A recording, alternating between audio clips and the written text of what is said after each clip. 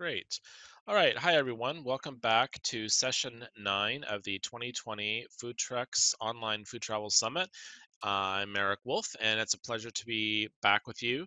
And I'm very excited to introduce our next guest, Samantha Hardcastle, who's going to be talking about creating a successful culinary narrative for travelers. And I think this is an important topic because a lot of us, either business owners or destinations, think we know how to tell a story, and maybe we tell stories to our children or whatever. But I think that it's always good to hear from a professional what it means to tell the story, what the components are, what's important to the people hearing the story. And we found Samantha, who is an expert in this. Hi, everyone. I am so glad to be with you today. I have a really exciting presentation prepared for you all. Getting started with crafting a successful narrative for culinary visitors. So I'll tell you a little bit about myself and how I got here. I have been doing social media marketing now for a decade. And so that means I've written a lot of stories for my clients. I've worked with a lot of food and culinary beverage businesses, farms, restaurants, distilleries, wineries. So really, I have worked with a lot of different kinds of businesses. So stories can be told, all come together to shape your narrative. And it's not just about telling a narrative, like any kind of narrative. It's about telling the story and the narrative that people actually care most about. Because a lot of times, as marketers, we're thinking we need to tell our brand story, but the story that people care most about is the one that you're going into. At the end of the day, it's always about what's in it for me. That's what the consumer, that's what the visitor is always top of mind when they're doing their research, when they're doing their trip planning. That's the question that we need to answer. So let's take a moment to kind of shift the way we think about storytelling and narrative building, because when marketers get their hands on something, as old and archaic as story, we like to use it to our advantage. It's not advertising. It's not about your brand. It's not a funny or interesting story, that cool thing that happened. It's really, and I love this quote from HubSpot, because I think it really gets the point across that it's not one thing that your narrative is. Your narrative is being played out across the entire customer journey, across the entire moment, from the moment someone discovers your brand and your experience to the moment they leave. So you're immersing them into that. And if you explore customer journey at all, this is what we're going to be getting into a little bit here. And it's really important for us not to just look at it as, this is just one story. This is not just one social media post. This is just, the words that we're using on our website to convey what's happening and paint a picture. It's really more dynamic than that. So in my exploration of what good stories and worthwhile stories really are, good stories, they engage, they evoke emotion, they entertain, and they enlighten. But the best stories take someone from point A, which is where they are, to point B, which is where they desire to be. So if you have paid attention to studied storytelling at all, the the hero's journey is what we reference a lot. And this is something by Joseph Campbell. He's explored, it's pretty much a consistent thread throughout every story. Someone's here, wherever this is, and they go on a journey to get to wherever they end up. And it's really important that we realize that your experience is guiding them through that story and that narrative. When someone, and let me go to my next slide, when someone discovers you, that's when the journey with you, with your brand and your experience begins. So this is where they start to envision themselves in your story. They're putting themselves in your narrative. They're contemplating whether or not this story that you're telling is a story that they want to be a part of. So we really need to be aware of the way you're painting a picture of your experience, because that is the thing that's going to say, okay, I can picture myself here. This is something I want to be a part of. And then the next stage is the immersion stage. And that's when they actually are there in the experience. And that is a story in itself. So the experience, actually, it's so interesting how an experience can parallel story.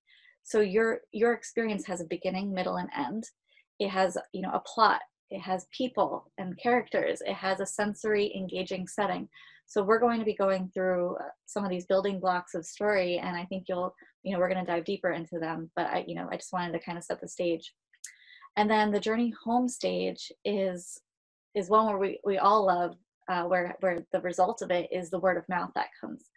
So when you have a really compelling story that you immerse people into, they go on and they return home and they tell that story, and that's word of mouth. We all love word of mouth. It's one of the most lucrative forms of marketing, and it's really where most businesses derive their success, is those stories being told again and again and again by their customers and their visitors to their friends and family.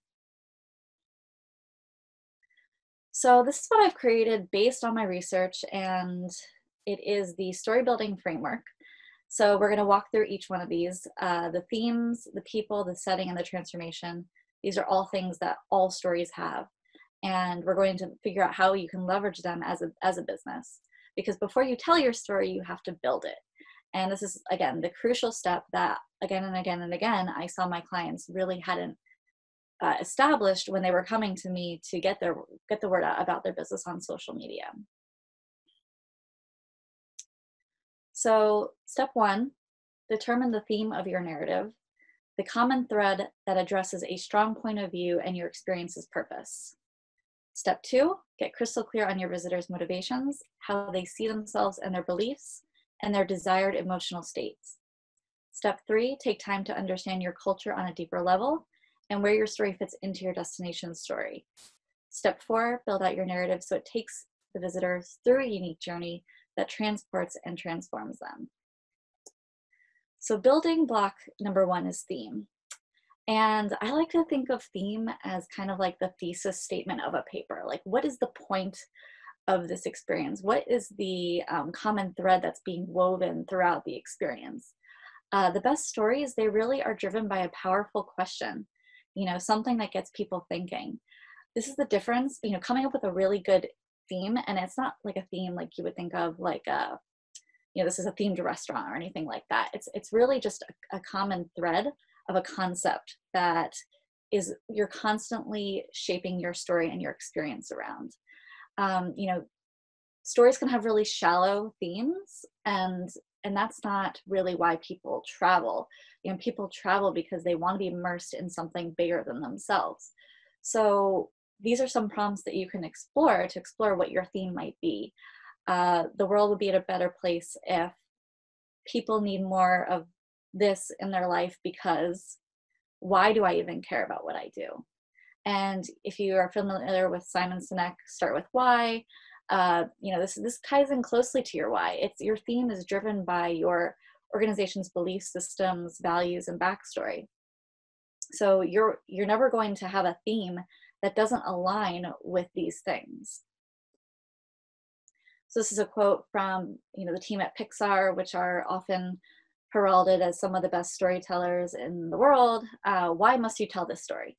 What's the belief burning within you that this story feeds off of? That is the heart of your story. That's the theme. So the next building block is people. And every good story has complex, layered characters. But the people in this sense, it's what's interesting about using story for business purposes is not only is someone consuming your content and your story as like a material, as like content, but they're also immersing themselves into your story, and they're ultimately becoming a character in your story because, again, your experience is a story that's playing out. So in order to create a really compelling story that resonates with them, you have to know them. And I think this is probably the biggest obstacle most businesses come up against, is really understanding the intrinsic motivations of their visitors, their self-identity. What do they think about? How do they view themselves? And their desired emotional states, because emotions drive behavior. So when we really take time to explore these things, and this is honestly such a great time to be doing this sort of work, because we have the time to really explore what people want. So why might someone seek out a culinary experience? So you might say, okay, culinary experience, it's all about the food. People are traveling, they just want to eat, they want to eat good food, and that's it. So your story from that perspective, I feel like would be very shallow and mundane, because where's the excitement in that? Food is amazing, yes, but it's not just about the food. It's about the culture. It's about the connection. It's about the adventure. And these are the reasons that people travel and try new foods and try new things. Because if it was just about the food, people wouldn't leave their house. They could get delivery. They could have food delivered from the Mexican restaurant down the road instead of going to Mexico. So we have to kind of explore like why someone might go on a culinary experience beyond the obvious. And the people, we're all driven by certain motivations and certain desires, and they're all innate within us. They're all the same. Some of them might be higher for other people than others. Some people might not be as adventurous. Some people might not be as curious. But these are really, like, when we look at it and you explore like what drives human behavior, these are really the things that we need to consider when we're shaping our story. So the third building block is setting, and your destination has its own story, and we need to figure out, how does your story fit in? So what's most interesting, in my opinion, is when you create an experience, you're kind of building your own world for people to immerse themselves into. And it's really the plot and the setting, they're really interconnected. I don't. I'm a big reader. I grew up reading Harry Potter and Lord of the Rings, and I'm a huge fantasy nerd. And I can't even imagine what Harry Potter would be like without Hogwarts, right? Like, so these are the sensory stimulating uh, aspects that we need to consider how they play out into our story. Because even in a normal storybook, but you're reading this, when we read, we're actually, words that paint a picture, they're engaging our senses. And so we need to be aware of how the senses are evoking emotion throughout the entire customer journey. So here are some questions, again, you can focus on when you reflect on this. How does the local culture play into your story? Take inventory of the culture's symbols that communicate in nonverbal ways. Because again, when you're creating an experience, it's not about the words. It's about the things people see, touch, taste, sense, feel. And it's important for us to acknowledge, we're going to walk through this in a bit, but to walk through and figure out what those are. And how are you building a magic and delight? Because you can have a setting that's very mundane. You can have a setting that has no layers, and that's not exciting for either the reader in a story or the person visiting. And the fourth building block is transformation. And this is one that I've been studying for a while. I'm a member of the Transformational Travel Council. I do believe that travel is one of the ways that we can change our lives. I believe it changes who we are as people when we become avid explorers. And a culinary experience can absolutely transform someoe's life. And it's not about like this huge, deep transformation that you might imagine. But every time we engage with another culture, we're changing who we are. And one of the prompts that I won't get that out of there.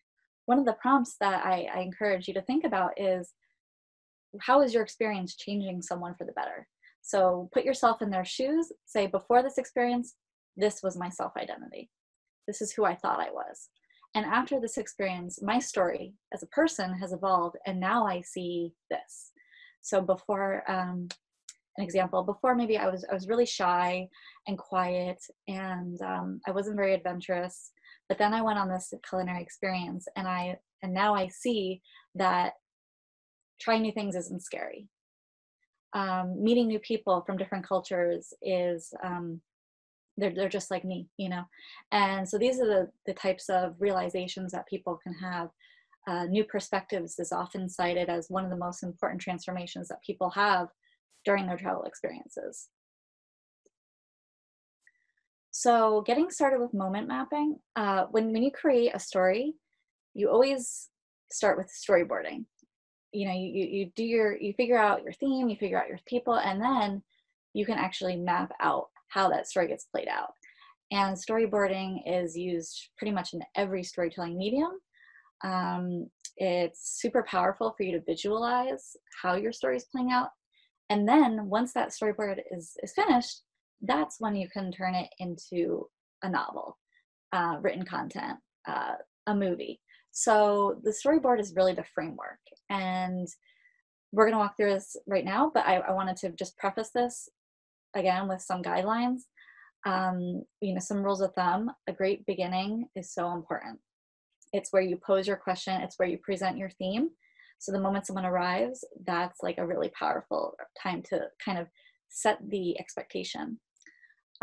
Make sure you're building intentional peaks and making final moments meaningful.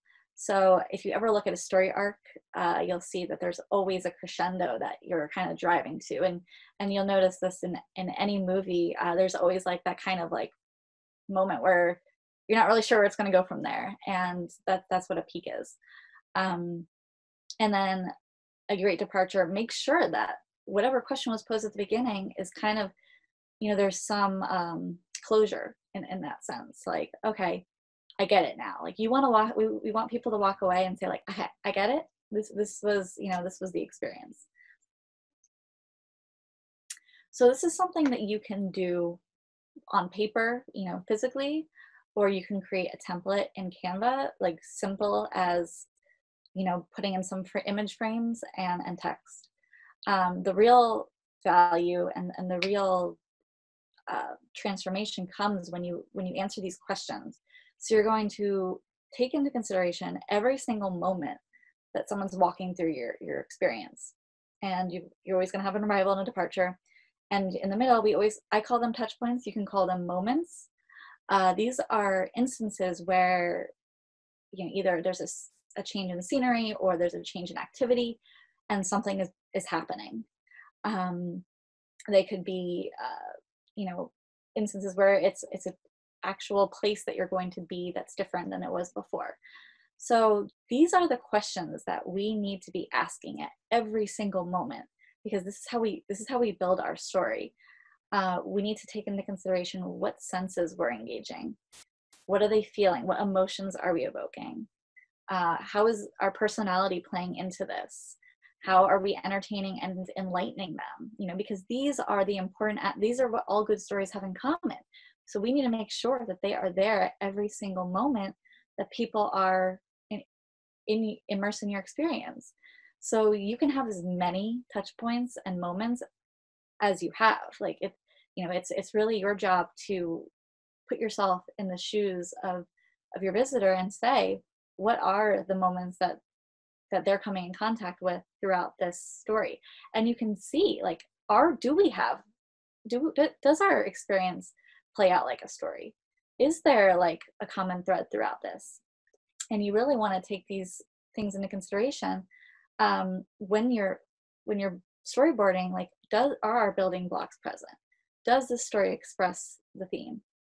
Does it acknowledge, everything we know about our people?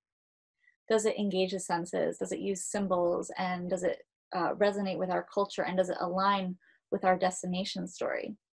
And does it bring them to their desired state? Did we accomplish what we set out to accomplish? And these are the things that we always want to be checking in throughout all business. We always want to be, these are the things we have to have top of mind.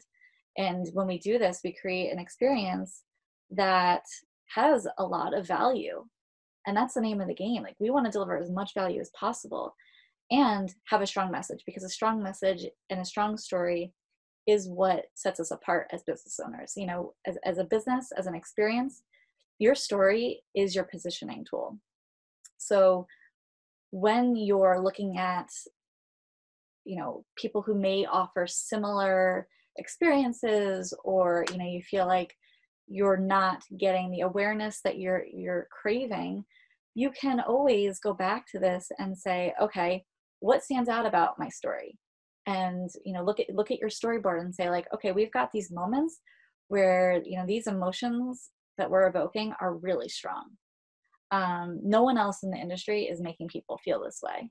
No one else in the industry is engaging the senses these ways. So you can kind of look at it and say, like, these are the things we need to speak to in our marketing, in our story, and we need to make sure that they're obvious so that when we're going out and we're marketing our experience, when we're talking about our experience on social media, we're not just telling people what they're going to get because that's just facts. That's not story. We're actually engaging their senses. We are painting a picture, and we're painting a picture based off of, this touch point. And this is what this touch point is, this and that. Like, this is what's happening.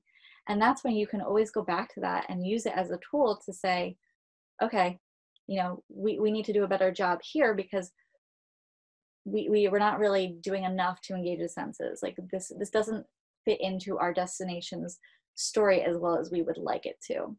So again, what are the most magical and memorable elements of the story? That's a huge positioning opportunity. And what does this story say about our identity? So, going back to the theme and the big why behind your story, you can use that to shape like your entire marketing campaign, and to come out with a very strong statement that gets people curious and starts to get them interested in participating in it. And that's all I have for you today. I know this was kind of a lot of information. I think we're at 26 minutes. So I would love to take questions and kind of address anything that you guys have in terms of the building blocks and whatnot. Thank you, Samantha. That was great. I also like the aesthetic of your slides. Very, very nice very easy on the eyes. Thank Um, you. could you give us an example of a destination or a company that you think is doing a really good job with storytelling? Yeah, the one that comes to mind is Mexico City. I think right now the way they are changing the perception of Mexico City. I think it used to be seen as a place that might not be safe to visit. They're really focusing their story around the different culture, and they're using the senses to express their story throughout their marketing and make it seem like a really colorful, safe, culturally exciting place to be. I think that's one good example. Destinations obviously a bit different than like a business. Um, from like an actual experience, I can't think of a good example off the top of my head. But I have been on my Instagram sharing examples of really great experiences overall. Uh, in the back of if you scroll through my feed a bit, and I think you'll find a lot of really good examples there. Okay, super. So if we were to ask you about food tour companies that might be doing this well, do any come to mind? Um, Let me think. And I know that's a hard one because we're basically asking you to know every food tour company on the planet. um, yeah, it's tough because for me to be able to like look at their social media is only one side of the story. Um, when I travel, I typically I book through individual tours, and so the reason I started doing this is because I wasn't getting a good sense of story when I was booking, and so I felt like that's where I actually needed to help people the most because whenever I was doing my own research, whenever I was looking for an experience, I I always felt like it was very difficult to put myself in there and envision what it would be like for me to be there. One food tour that I absolutely adore, and their social media is extremely engaging, and they're always giving like a behind the scenes look at what their story is all about. It's it's on the California coast, and I don't know here. Actually, I'm just gonna pull up my Instagram because okay, it's called Food and Farm Tours, and they're out in Point Reyes Station, California. Um, they're, obviously their content has changed a bit over the last month, but I think they do a really great job of giving a behind the scenes look at where they're going and the people who are, who they're meeting with. So when they go to like these oyster farms, like they're not just showing pictures of the food. They're really giving us an idea of what it would like to be there, and their theme is very strong. It's not just about good food. They're really making a point to express like this is about reconnecting with the makers, the people who grow the food, and they're very focused on like that side of setting themselves apart, and I think they do a really really really good job. Okay. Earlier, you said you're a big reader, and you mentioned to start with why. Where most of us have heard of the great Simon Sinek talk about that subject. Yeah. What other books would you recommend to help with storytelling? And Matthew here is recommending building a story brand, but he wanted to hear what you had to say. Yeah, I found building a story brand to be very B2B oriented. Like I felt like a lot of it didn't resonate with me, for my clients who are looking to attract visitors and consumers. Um, I have so many books that I've read. I like to focus on more of the emotional side of storytelling. I believe that that's the reason we like stories. We like hearing about, we like the way they make us feel. So I will absolutely. Sorry, I had to turn my phone back off. That's the joys of being a social media marketer. Every second it's buzzing. um, so it's so hard for me to recall because I read so many books. There's one I really enjoyed on experience design, and I think it's just called like experience design. Um, what are the books that I like? Um, Well, I think the important thing here is that what you said about emotions, and any car salesman will tell you that in order to sell the car, or the same in buying a house, you want to create an emotion, an emotional reaction in your customer, and that's what's going to get them to buy. And it's the same thing with yeah, visiting a destination, participating in a food tour, going to a new winery. I mean, if you go to a winery, you taste the wine, you like the wines, but there's no connection, you leave and you say, yeah, it was good.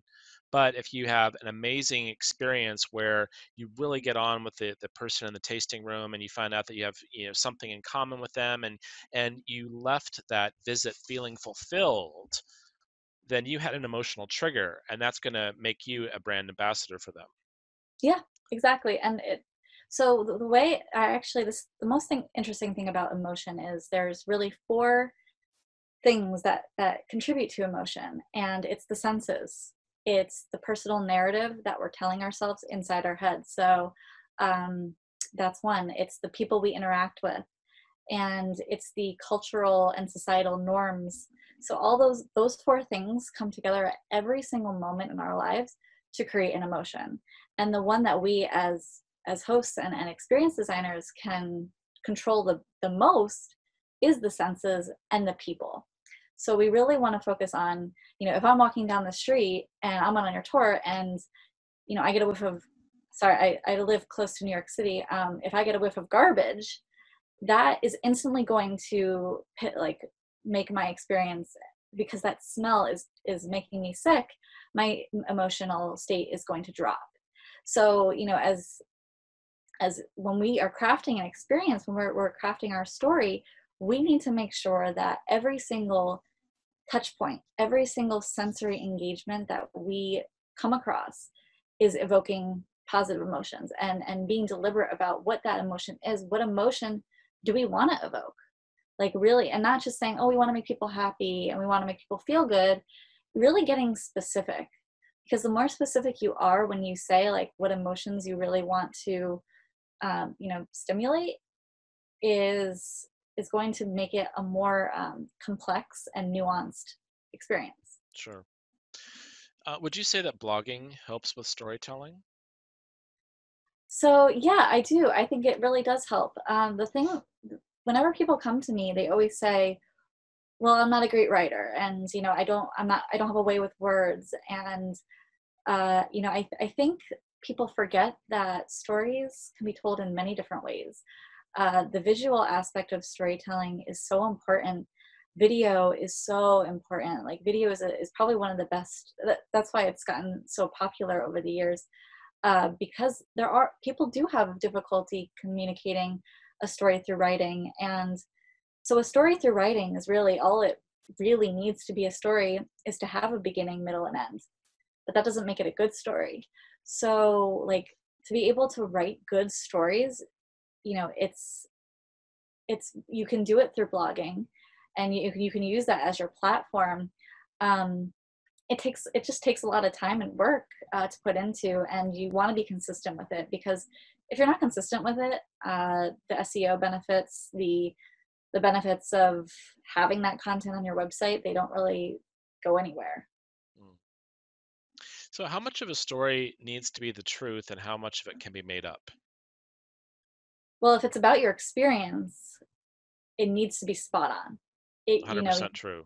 the worst thing you could ever do is to tell a story about your experience, and you're making it come out seem like it's something that it's not. And that's, of course, where unmet expectations come in. And that's like the worst thing for a travel business. You know, here's the crazy thing. People are going to take what you say in your story. And again, like I said, they're going to put themselves in it, and their brain is going to do all kinds of things that um, like, because it's an emotional thing, our emotions, they impact us. They're going to take your story and they're going to kind of do what they want with it. Like, the the way the brain works is like, just because you said something doesn't mean that I'm going to take it exactly how you said it. So there's like a lot of brain chemistry that happens that kind of like twists the story in our head. When, like, even when you see this with two people interacting, they can say one thing and someone can take it and kind of misinterpret it. So we really want to be crystal clear with what we're saying and what we're expressing, again, through symbols and colors, because those things communicate something to someone. And they could get, like, anything you don't say, people are going to kind of like take it in their head and say, okay, well, this I saw this symbol, and subconsciously they're going to say, okay, I'm internalizing that symbol as this. And a lot of that happens below the surface and on a subconscious level. So you're communicating a lot of different things that you may not even realize you're communicating, and that's shaping the perception of your experience, and Mhm. that's setting the tone, and that's setting the expectation for what they're going to get. And that's why it's so important for us as storytellers to take note of every single little detail that we're putting out there about our brand, because an image says something. Like, every single thing says something. The filters we use say things. Like, if I use a really moody and you know black and white filter, like a very like dynamic filter, that's going to send a message to someone. Whether if I had used a very light and airy, very heavenly filter, that's going to tell a completely different story. So we really, like, we have to be aware of how the human mind, and how we as people perceive things, because you may perceive it one way and someone else is going to perceive it in a different way. Mhm. But there's always going to be like the majority of how people perceive things, like, again, like dark and moody versus light and airy. Those are pretty common themes that people will have a certain resonate towards, and some people will be repelled by the dark and moody. And if that's your style, that's okay, because you don't want the people you want the people who are drawn to the dark and moody, and those are going to be your people. So it's really just about getting super deliberate when you are communicating, what how you're communicating it, and being intentional. I have a story to share. Speaking of storytelling, Yeah. and it takes what you just said and it ties it into the next comment about a disconnect between the story as advertised and the experience. When I was growing up, a very popular brand of cake mixes and things like that, baking goods, was Betty Crocker. And it's still a brand, but I always thought Betty Crocker was a person. right? And you see the picture of Betty Crocker on the label and you think, wow, what a smart lady to have thought of all these great recipes and everything.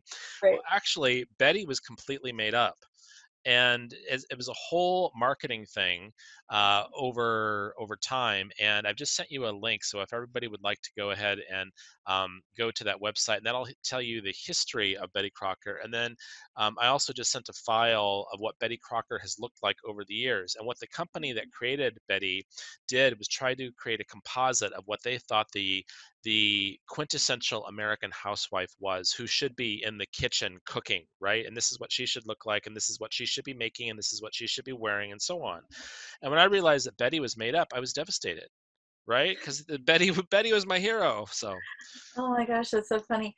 And there's like some actually really interesting studies that say that actually creating a character can be a huge driver of sales and success because I think they say like Tony the Tiger, all these different icons that and characters that they create, they become relatable and people can see like them relating to them as a friend, and I think that's why they do it. But in the same vein, I think for our industry, when you're not selling a product and you're selling an experience and you're painting a picture of that experience, that's really where it becomes super important that you're not misleading people.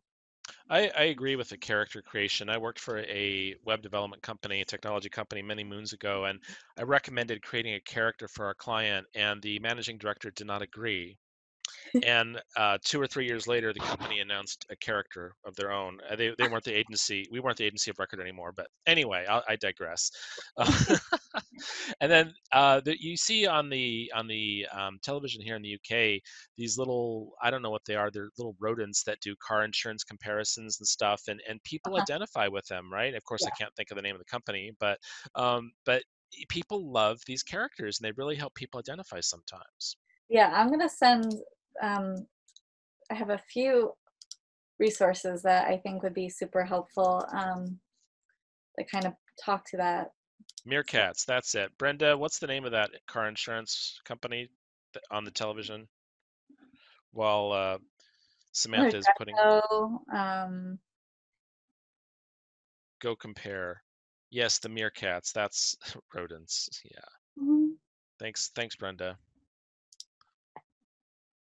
Okay, this is. I just put a link in the chat. Yeah, Salesforce. Charmin, Tony the Tiger, and Mr. Clean were three different characters that boosted sales and shares and shareability. So, Tony the Tiger, sure. Absolutely. Okay, I think we have time for one or two more questions. Let's see here. Do you have a storyteller role model? storyteller role model. It's a good question. I mean, I am a huge Harry Potter fan, and I think J.K. Rowling. If we're talking like real stories, I think she is like one of the best storytellers. I, I think it's so important that when we are, when we're telling stories about brands, that we not mislead, but really use like personality and a little whimsy and like really just character strength when we're communicating and when we're creating that story throughout the entire experience. Because when I travel and when I go out into the world, I that's and this is something that is scientifically proven. We are drawn to novelty. Like we kind of block out everything that's been done before, everything we've seen before, and we are always going to be seeking out, like our brains kind of take notice of what's different. So when you read like a fantasy novel, it's all different, it's all new.